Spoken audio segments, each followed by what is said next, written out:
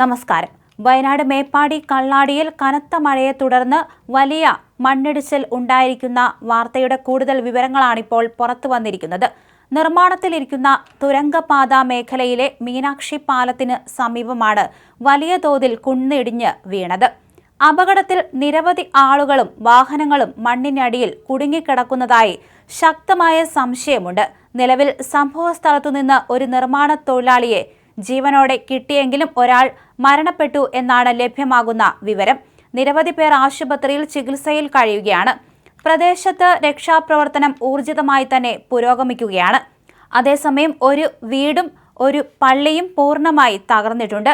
ഒരു ബസ് സ്റ്റോപ്പും പാലവും മണ്ണിനടിയിലായിട്ടുണ്ട്.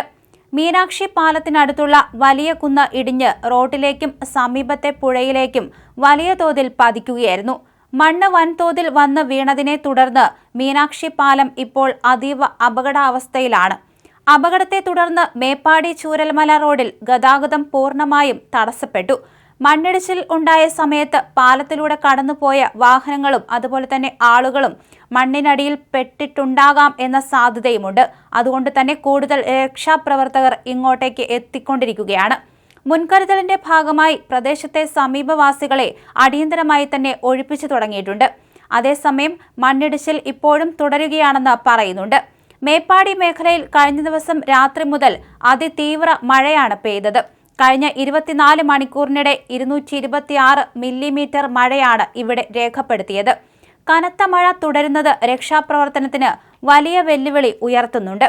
അപകട വിവരമറിഞ്ഞ് കൽപ്പറ്റയിൽ നിന്നുള്ള 5 ഫയർഫോഴ്സ് യൂണിറ്റുകൾ ഉടനടി സ്ഥലത്തെത്തി പ്രാഥമിക രക്ഷാപ്രവർത്തനം ആരംഭിച്ചു. സുൽത്താൻ ബത്തേരി, മാനന്തവാടി എന്നിവിടങ്ങളിൽ നിന്നുള്ള കൂടുതൽ ഫയർഫോഴ്സ് യൂണിറ്റുകളും മേപ്പാടിയിലേക്ക് തിരിഞ്ഞിട്ടുണ്ട്.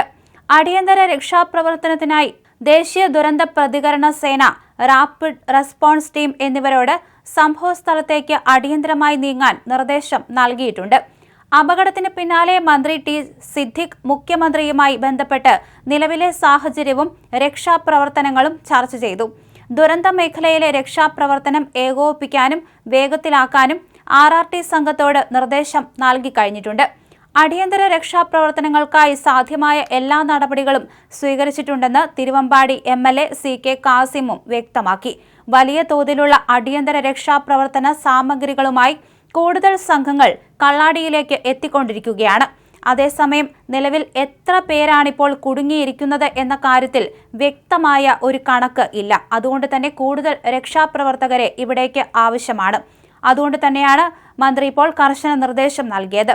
എന്തായാലും രക്ഷാപ്രവർത്തനം പുരോഗമിച്ചുകൊണ്ടിരിക്കുകയാണ്.